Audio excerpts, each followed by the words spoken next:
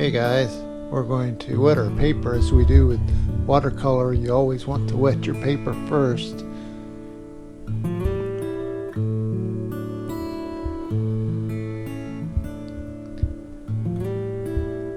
Next we're going to add a little ultramarine blue up in the sky area, lightly blending it down.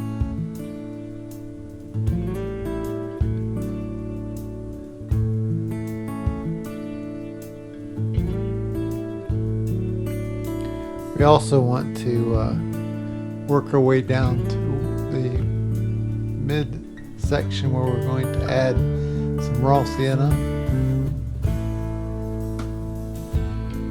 This all will be part of our sky. Next, let's put in a little bit of light red, kind of blend that in.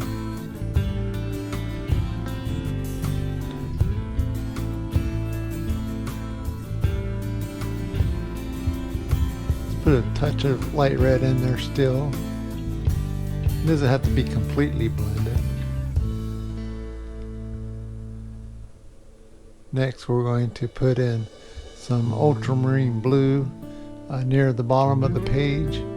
Kind of work our way up towards the middle of the page to where the flooding of the field is taking place. We don't know exactly where the water is going to end and the land is going to begin, so it's okay to just cover the bottom half of the page in blue as if it's going to be water, because you can always cover that back up. So let's continue with our water.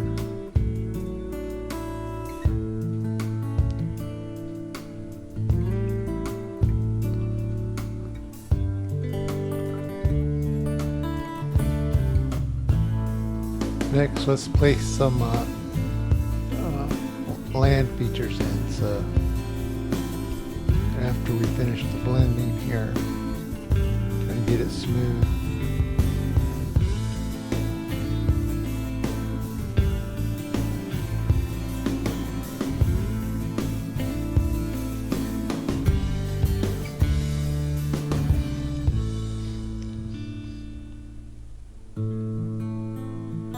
We're going to take our brush and just place like a sloping features of the land, like it's sloping down towards the water. We use a light brown, light burnt umber, perhaps. Again, sloping in from each side, and then we'll level that off. We'll make it real light. So we're basically putting down like the first layer of color. Now we're putting down some raw sienna, bit of yellow ochre mix for the flat part of the land. This will be sort of where the water meets the land. The banks of the water eventually. Take some of our paint and blend that in also with the sloped land.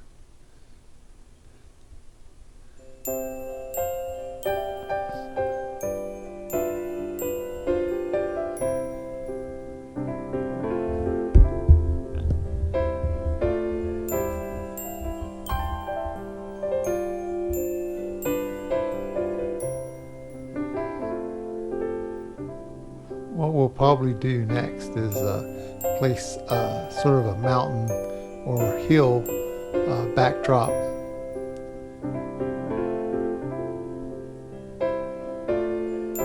That'll be a darker gray, but not too dark. It'll actually dry lighter. That is the case with watercolor. It always seems to dry lighter.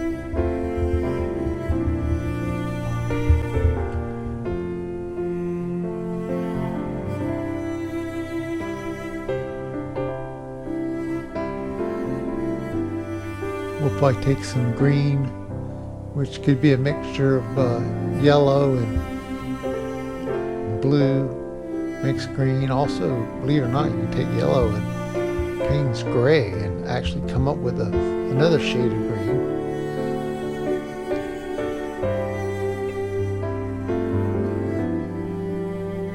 And we're going to go ahead and put that in the slope of the land, and also in the background, the base of the hills.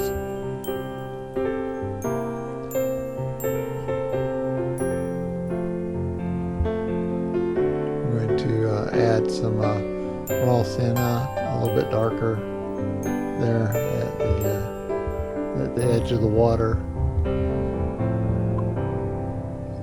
in the background.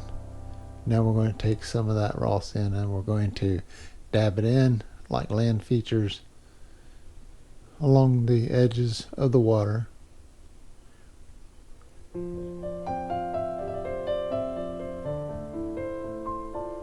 I'm going to take the brush now and try to straighten my paper out, which as it absorbs the water, it'll tend to buckle. So I always like to release the clips and press the edges down, and that'll straighten the paper out.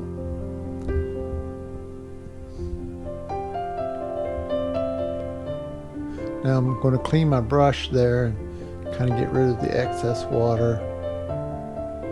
I don't want too much water.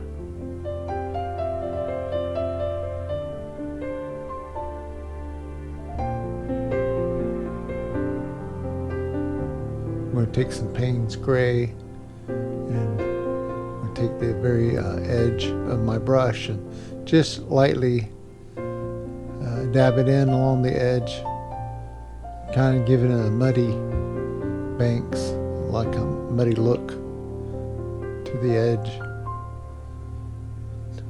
Do that on both sides.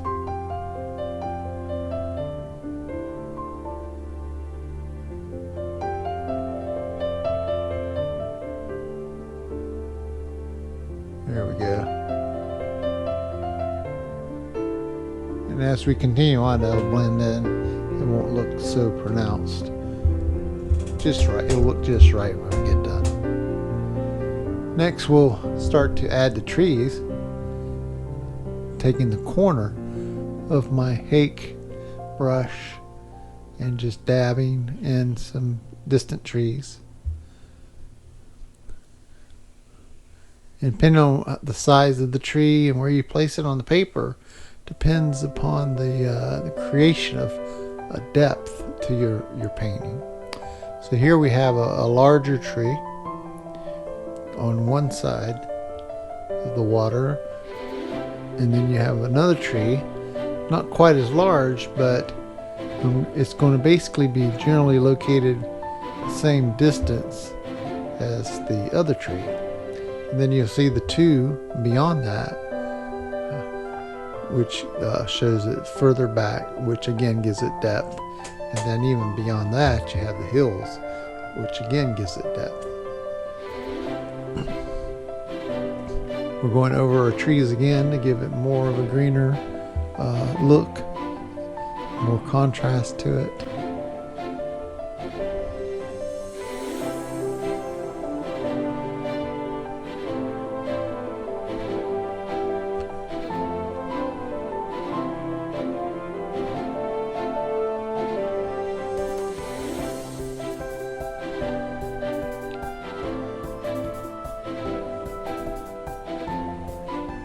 You can even give it some grays and blues if you want, to give it sort of a deeper look and more contrast.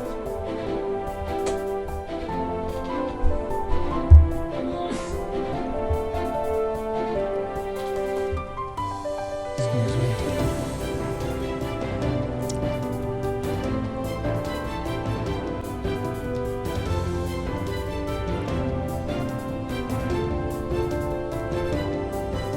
Now we're going to take a little burnt umber, I believe, and kind of put some underbrush and some more texture features to the land.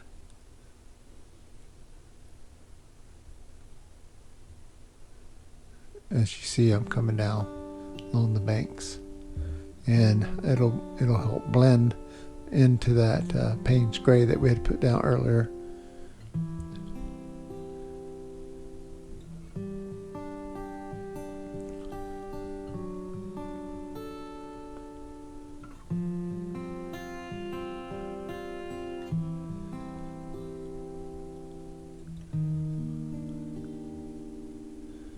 take a quick hair dryer and kind of give it a quick dry.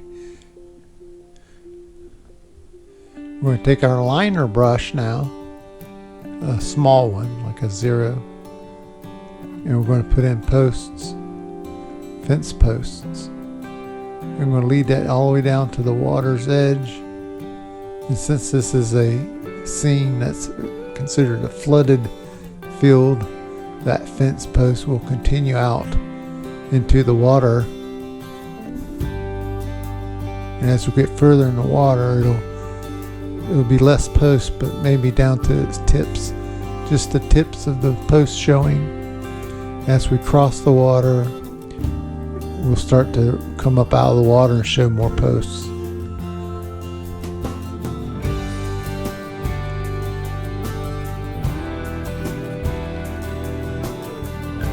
And those posts will continue on across the land in front of those taller trees and off the page.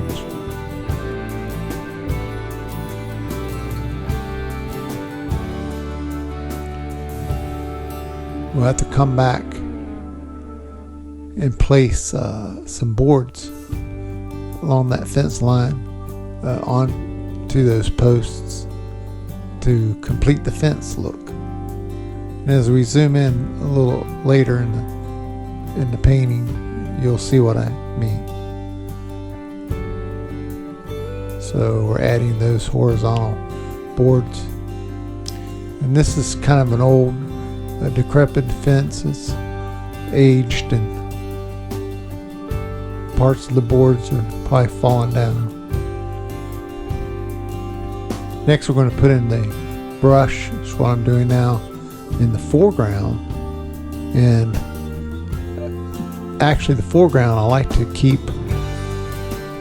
a little bit darker than the rest of the painting. I'm going to start with a dark green. Just kind of dab it in.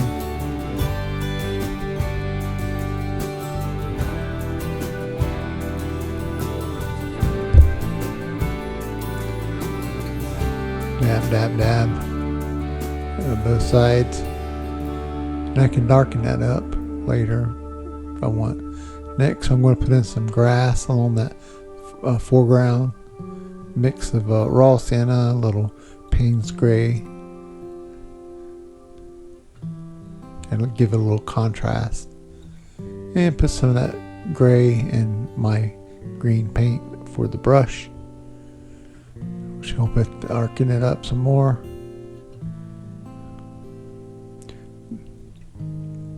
Put some more grass along the wet field area banks. That's what I'm doing now. Just kind of spread throughout. And we zoom in, you'll get a better look.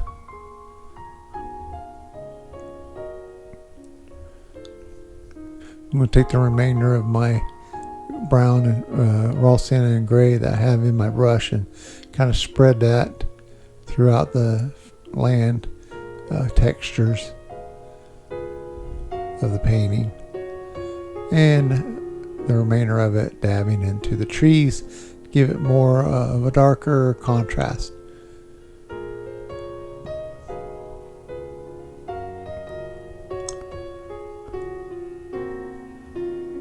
Next we'll want to do a quick summary and zoom in on some shots. Quick summary, guys. We have the foreground. As you look down here, usually we try to make the foreground a little darker than the background. As you go back, you kind of want to make it lighter. And then so you have your foreground, and grass is growing around the edges of this flooding of the field here. As you follow the banks of the larger pond that's flooded out, you'll see here the fence where it's old and decrepit and broken down as the water passed through there. Like we said, it flooded back beyond the fence and then back to the the outer banks where you have tree growth and other brush. Up closer you have some more trees working their way closer towards the fence line. And again, you have the muddy banks here. And then beyond the trees, you see distant hills, distant mountain range, and a closer tree here, again behind the fence line, and then the distant mountains. And so, we hope you enjoyed this. This is my first real time, I guess you would say, video. Hope it wasn't too long. And you guys should grab a brush and join in. Take a quick look at the pictures now.